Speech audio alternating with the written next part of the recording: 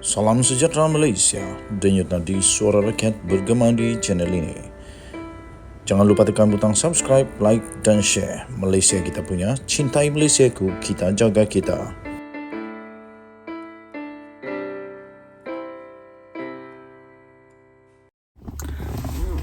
Salam sejahtera Malaysia, denyut nadi suara rakyat bergema di channel ini. Ampun tuanku, beribu-ribu ampun, sembah patik, mohon diampun. Daulat tuanku, digarhayu tuanku Sultan Selangor.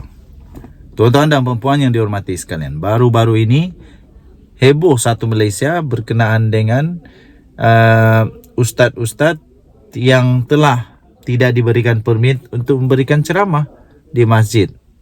Kerana rupa-rupanya mereka tidak ada tauliah. Dan ramailah yang bersoal sehingga mereka lupa bahawa ketetapan itu adalah ketetapan yang sudah pun dikaji dengan baik dan daripada titah Seri Paduka Baginda titah daripada Duli Yang Maha Mulia Sultan-Sultan, Raja-Raja Melayu. Terbaru ini akhirnya Sultan Selangor bertitah lagi. Hanya yang mahir dan berpengetahuan luas boleh diberikan tauliah. Padan muka kamu. Padan muka. Betul lah tu. Hanya yang mahir dan berpengetahuan luas boleh diberikan tauliah. Kalau setakat nak politik tak payahlah. Sultan Selangor Sultan Sarafuddin Idris Shah menegaskan bahawa keperluan tauliah mengajar agama bukan untuk menghalang atau menyusahkan seseorang yang ingin mengajar agama. Sebaliknya, ia adalah langkah pencegahan bagi memenuhi maqasid syariah dalam aspek memelihara agama Islam. Baginda bertitah hanya mereka yang benar-benar mahir dan mempunyai pengetahuan luas mengenai agama Islam sahaja yang boleh diberikan tauliah untuk mengajar atau berceramah di masjid atau surau di negeri ini. Baginda bertitah bagi memastikan agama Islam terus terpelihara dari sebarang anasir penyebaran ajaran salah, fitnah memfitnah, serta bersangka buruk yang boleh menimbulkan kesan negatif terhadap agama, masyarakat dan negara. Maka di tauliah diperlukan titah Baginda. Patik rakyat Maharin sangat bersetuju dengan apa yang telah dititahkan oleh Baginda Sultan Selangor ini. Benar tuan-tuan dan puan-puan yang dihormati sekalian. Perlu untuk siapa sahaja di Malaysia ini, perlu supaya sekiranya ingin mengajarkan agama, perlu ada tauliah. Satu. Kedua, dah pergi masuk negeri orang, buat-buat tak tahu je dia buat salah. Kalau negeri orang dah tetapkan bahawa itu adalah ketetapan, hormatilah.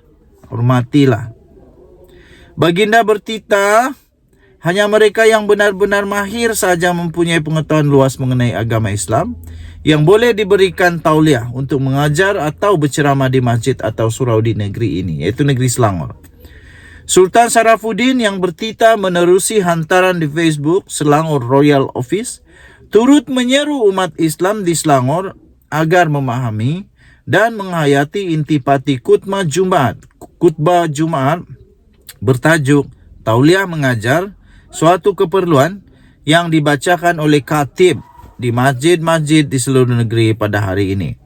Baginda turut senada dengan khatib yang menyeru agar semua pemegang tauliah Majlis Agama Islam Selangor MAIS perlu mematuhi undang-undang dan arahan yang diberikan oleh pihak berkuasa agama pada setiap masa. Mereka juga hendaklah menggunakan tauliah mengajar pada situasi yang betul, bukannya untuk kepentingan dan keuntungan pribadi, titah Baginda.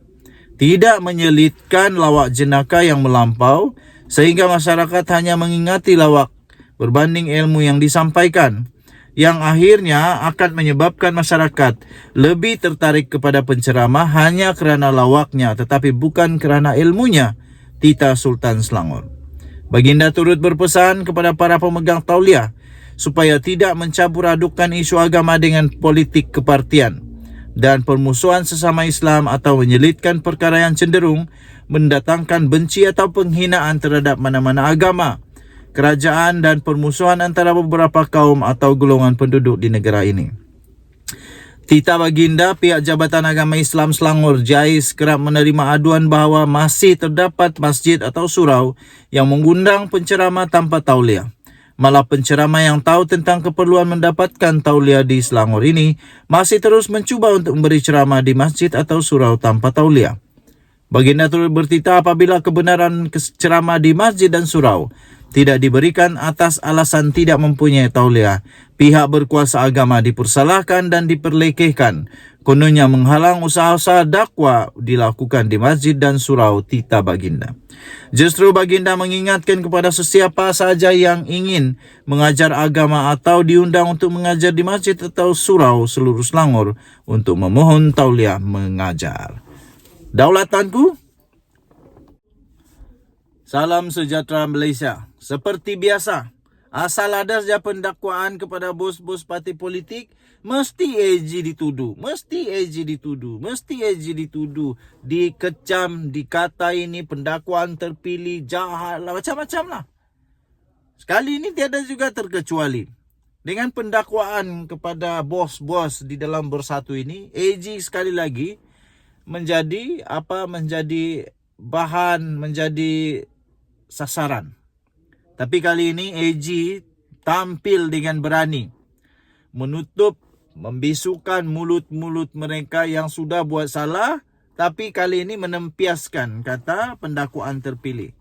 Pendakwaan terpilih itu maksudnya memang salah lah, tapi dia tak puas hati kerana hanya dia saja yang didakwa. Saya fikir begitu maksud pendakwaan terpilih. Kalau salah maksud pendakwaan terpilih yang saya faham itu, tolong beritahu saya apa maksud pendakwaan terpilih yang betul. Pada pendapat saya, pemahaman saya sendiri, pendakwaan terpilih itu maksudnya ialah dia memang salah, tapi dia tak puas hati sebab hanya dia sahaja yang didakwa. Manakala orang lain yang dia tahu juga bersalah, tidak didakwa. Jadi dia tak puas hati sebab ada pendakwaan terpilih. Mungkin begitulah. Okey. AG nafi berlaku pendakwaan terpilih atau bermotif politik. Peguam Negara Idrus Harun dengan tegas menegaskan, menafikan berlakunya pendakwaan terpilih atau bermotif politik dan penganiayaan terhadap mana-mana individu yang melakukan kesalahan di bawah undang-undang. Tuan-tuan dan puan-puan, kalau salah dah salah, salah lah. Apalagi bermotif politik. Apalagi penganiayaan. Oh, kalau lepas ini, kalau macam begitu, semua ahli politik boleh buat salah. Lepas tu tak payah nak buat apa-apa. Mau begitu kan negara kita hancur lah. Keputusan untuk mengenakan pertuduhan terhadap mana-mana orang adalah berdasarkan keterangan dan fakta hasil daripada penyiasatan. Dan bukan atas desakan oleh mana-mana pihak atau faktor lain, kata AG. Keputusan itu dibuat dengan adil, berdasarkan keterangan dalam kertas siasatan, tidak memihak kepada sesiapa, berlandaskan teras integriti bagi memastikan mangsa, saksi, tertuduh, dan orang awam memperoleh keadilan yang sewajarnya selaras dengan bidang kuasa peguam negara yang diperuntukkan di bawah perkara 145/3 Perlembagaan Persekutuan. Katanya pada satu kenyataan melalui Jabatan Peguam Negara pada hari ini. Kali ini masih ingatkah cerita orang curi Milo kena penjara? Tapi ahli politik curi berjuta-juta, pendakwaan terpilih. Wah, masih ingatkah? Masihkah kau ingat? Masih ingatkah? Peruntukan perlembagaan yang disebut kenyataan ini merujuk kuasa budi bicara peguam negara untuk membawa, menjalankan atau menghentikan apa-apa prosiding mengenai satu kesalahan selain daripada prosiding di Mahkamah Syariah. Kenyataan Idrus itu susulan tuduhan beberapa pemimpin kanan daripada Perikatan Nasional bahawa kerajaan menggunakan agensi penguatkuasaan untuk menyerang musuh politiknya. Pengurus CPN merangkap Presiden Bersatu Mahyadin Mak Yassin didakwa di mahkamah atas 4 pertuduhan salah guna kuasa dan 2 pertuduhan pengubahan wang haram pada awal pagi kemarin.